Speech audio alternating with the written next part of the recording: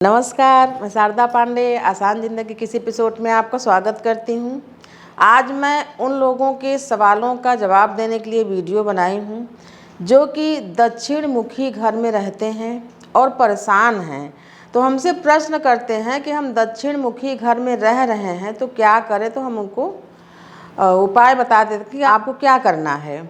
लेकिन जो हमारे व्यूअर हैं, जो हमको देखते हैं आसान ज़िंदगी में, उनको मैं बताना चाहूँगी कि अगर आप अब जैसे हमको देखें अब, तो जब भी आपको ज़मीन खरीदना हो, प्लाट खरीदना हो या घर खरीदना हो बना बनाया, चाहे वो अलग से घर रहे या फ्लैट रहे, जो भी रहे, तो आप इस बातों का ध्यान ज़रूर रखें कि दक्षिण मुखी न रहे।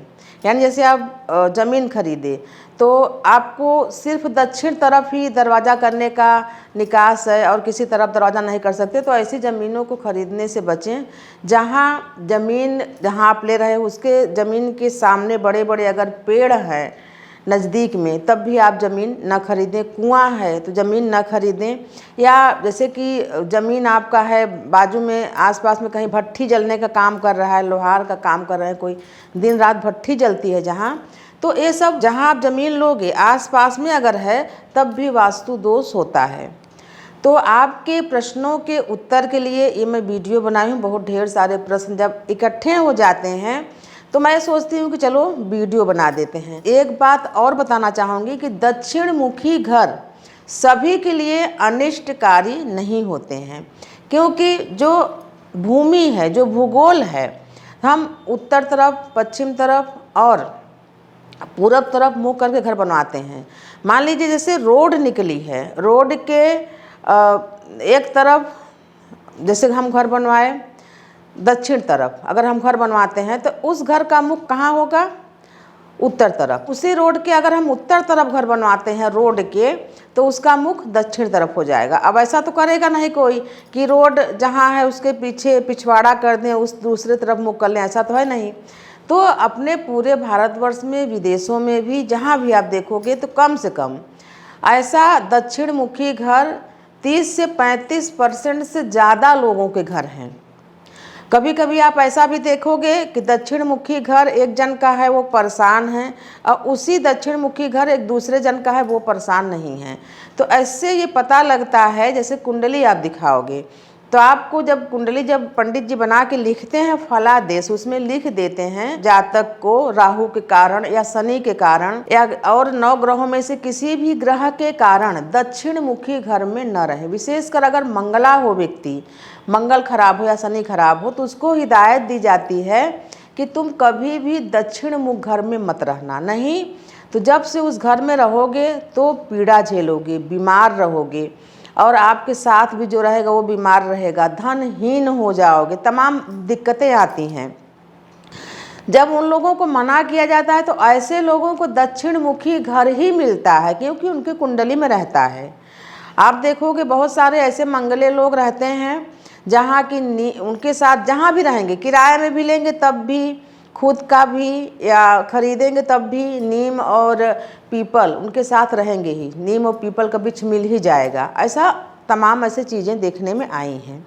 तो दक्षिण मुखी घर सबके लिए खराब नहीं होता है, किसी किसी के लिए ग्रह गोचर के कारण बहुत उन्नति कारक भी होता है, धन लाभ भी होता है, उनकी वंश वृद्धि भी होती है। लेकिन जिसके लिए दक्षिण मुखी घर खराब होता है वो घर बनवाए नहीं, गृह प्रवेश किए नहीं, कि 1 महीने में ही पता लगने लगता है कि हाँ ये इनको शुभ नहीं है, इनको सूट नहीं कर रहा है। लेकिन जब व्यक्ति बनवा लेता है, कभी कभी तो पूरे जीवन की कमाई ही लगा देता है, तो फिर व्यक्ति बोलता है हम क्या करें। लेकिन अगर ऐसा हो तो हमारा तो यही सलाह है कि अगर ऐसा हो कि दक्षिण मुखी घर में जाने के बाद आपको बीमारी लगी, दुर्घटना हुआ, नुकसान हुआ, तो उस घर को बेच के दूसरा घर ले लो। तमाम उपाय करने से यही अच्छा रहेगा। फिर मैं आपको उपाय बताऊंगी जिनका दक्षिण मुखी घर पहले से ही है, क्योंकि हमारे देखने में आया है कि दक्षिण मुखी घर बहुत लोगों को जिनको नहीं सहा है वो पुत्र हानि बर्दाश्त किए हैं। पहले स्वस्थ थे, बाद में पति और पत्नी दोनों अस्वस्थ। ऐसी बीमारी लगी कि जो धन, जो कमाई का जो पैसा है वो आधे से ज़्यादा दवाइयों में चला जा रहा है। और ऐसा बढ़िया घर बनवा लिए हैं, उस ज़मीन से इतना मोह हो गया है, या कहीं फ्री में ज़मीन मिली या जैसे भी, तो बोलते हैं हम इसको कैसे छोड़ें, भले वो मिट्टिया मेट हो जाए, लेकिन उससे इतना मोह हो जाता है। तो मैं आप लोगों को जिनका दक्षिण मुखी घर है उनको बता रही हूँ कि आपको क्या करना है। सबसे पहले दक्षिण मुखी घर उनको भी नहीं नुकसान पहुँचाएगा। जैसे मान लीजिए आपका दक्षिण मुखी घर है और आपके घर के सामने यानी दक्षिण तरफ किसी का घर बड़ा है, आपके घर के सामने अगर कोई घर है तो दक्षिण का प्रभाव कम हो जाएगा, हमारे ये कहने का मतलब है।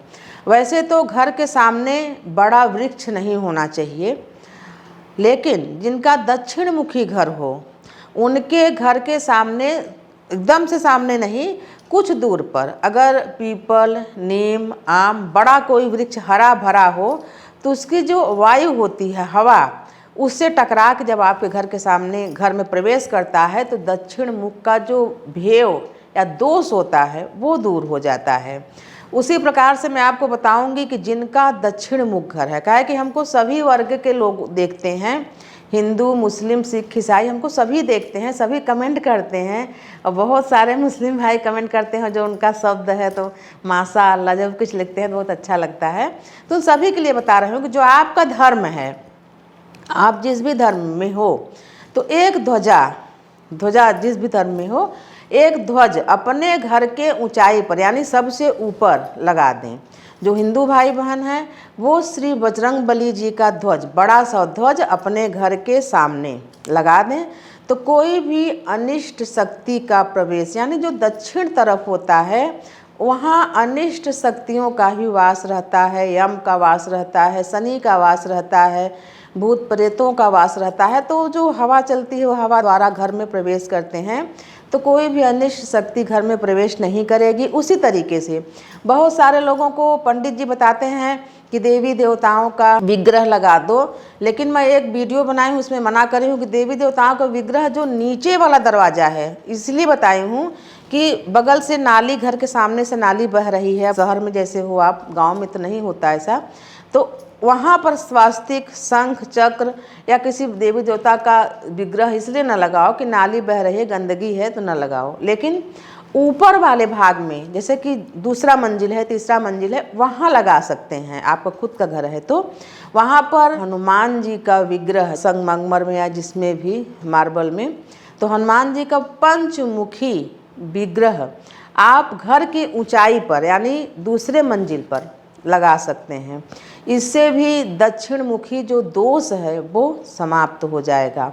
फिर आप क्या करें, जैसे कि ऊपर जो भाग है, अगर ऊपर भी दरवाज़ा वगैरह है तो वहाँ भी स्वास्तिक और शंख और चक्र का निशान भी, चाहे आप पेंट से ही बना दें, उसका पूजन कर ले, सिंदूर, अक्षत, हल्दी से, पेंट से ही बना दें, क्योंकि हल्दी सिंदूर से बना हुआ कुछ दिन में मिट जाता है। तो पेंट वगैरह, लाल पेंट या सिंदूरी पेंट से बना के उसका पूजन कर लें तो उससे भी काफ़ी अच्छा प्रभाव होता है। फिर जो दक्षिण मुखी घर है, तो दक्षिण मुखी घर में घर के मुख्य जो द्वार है उसके दाहिनी ओर एक तुलसी का पौधा, जो कि बड़ा गमला रहे तो ज़्यादा अच्छा है, ज़मीन में लगे तो ज़्यादा अच्छा है, खैर बड़ा गमला में ही लगा लें। सबसे पहले अहाता जो होता है वहाँ, और एक मिट्टी का लोटा लाएं, उस गमले में स्थापित कर दें, और वो मिट्टी का लोटा हमेशा भरा रहे, गर्मी, सर्दी, बरसात हमेशा वो भरा रहे। जब आप तुलसी जी को जल चढ़ाएं तो उस लोटे को भी भर दें। तो आपका जो घर है दक्षिण का दीवार, उसमें एक आप बड़ा आईना लगाएं 5 फीट का, भले ही लंबा रहे, चौड़ा कम रहे, कि जैसे मान लीजिए कोई व्यक्ति आपके घर में आए तो उसका प्रतिबिंब, उसकी तस्वीर उस आईना में आए। तो जैसे मान लीजिए कोई आपके दरवाजे के अंदर आया तो अंदर जो कमरा है वहाँ पर जैसे बैठक है, कुछ भी है, तो वहाँ एक लंबा आईना लगा दें। तो इससे भी अनिष्ट शक्तियाँ उस व्यक्ति के साथ या अपने घर वालों के साथ अंदर नहीं आएंगी, वो बाहर रहेंगी, वापस चली जाएंगी। घर में सभी सात्विक आहार करें, कोई भी व्यसन न करें, तो इससे भी अनिष्ट शक्तियों का प्रवेश नहीं होता है। और सबसे मेन बात बताने जा रही हूँ। बहुत सारे लोगों के यहाँ मैं देखी हूँ, घर का निकलने वाला पानी मेन गेट से ही निकलता है। अगर जिनके भी घर में ऐसा होता होगा तो उनके यहाँ धन की कमी होगी, यानी आपका धन भी मेन गेट से ही चला जाएगा, अनावश्यक जगह खर्च हो जाएगा। जिनका घर बन गया है तो ढाल बना ही चुके होंगे, जैसे भी वो कुछ नहीं कर सकते। लेकिन जो नए लोग हैं उनको बता रहे हैं, जो दक्षिण मुख आपका मेन गेट है, तो आपका घर का बहने वाला पानी हो, किचन का हो, बाथरूम का हो, कहीं का भी हो, घर का बहने वाला पानी चाहे बरसात का भी हो तो दक्षिण तरफ न बहे, ये ध्यान दें। और दक्षिण तरफ जिनका घर का मुख मेन गेट है वो कभी भी अपना गैस चूल्हा ऐसे जगह न रखें कि उनका मुंह खाना बनाते समय दक्षिण तरफ हो। कभी भी दक्षिण तरफ मुंह करके खाना न खाएं। ये पिता के लिए भी दोष होता है। जिन बच्चों के पिता हैं उनके लिए बहुत दोष होता है, जो बच्चे दक्षिण तरफ मुंह करके खाना खाते हैं। जिनके पिता नहीं हैं वो खाएं तो कोई दोष नहीं है। दक्षिण तरफ पाँव करके सोएं भी न, इससे खुद की आयु घटती है, आदमी रोगग्रस्त होता है और तमाम चीज़ों की दिक्कतें आती हैं।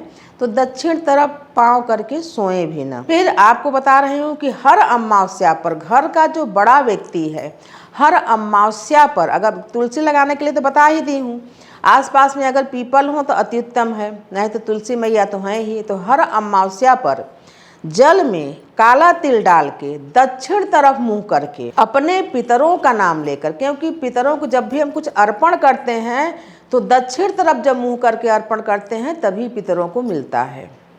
ऐसे शनि जी को, कभी भी शनि जी को जब हम दीप दान करते हैं या जल देते हैं तो पूर्व तरफ मुंह करके, अगर कभी भी आप शनि जी को दीप दान करोगे पूर्व लौ करके या पूर्व तरफ मुंह करके, तो शनि भगवान को वो जल और वो दीप दान बिल्कुल स्वीकार नहीं होता है। इन बातों का ध्यान रखें। पितरों को जल दें, पितरों का नाम लेकर और यम का नाम लेकर, यम देवता का नाम लेकर हर अमावस्या पर जल में थोड़ा सा तिल डाल के जल चढ़ाएं दक्षिण मुख करके और प्रार्थना करें कि हे देव, हे पितर देव और हे यम देवता, हमारा घर दक्षिण मुखी है तो हमारे घर पर कोई अनिष्ट प्रभाव न पड़े, हमारे घर में सभी सुखी संपन्न और स्वस्थ रहें, हमारा वंश आगे बढ़ता जाए, ऐसी प्रार्थना करें। तो आप ऐसा ही आगे करें। तो ऐसे वीडियो आगे भी आपको बना के देती रहूँगी। तो आप सभी सुखी संपन्न रहें, स्वस्थ रहें, हमारे साथ बने रहें, यानी आसान ज़िंदगी के साथ बने रहें, देखते रहें आसान ज़िंदगी। तब तक के लिए नमस्कार।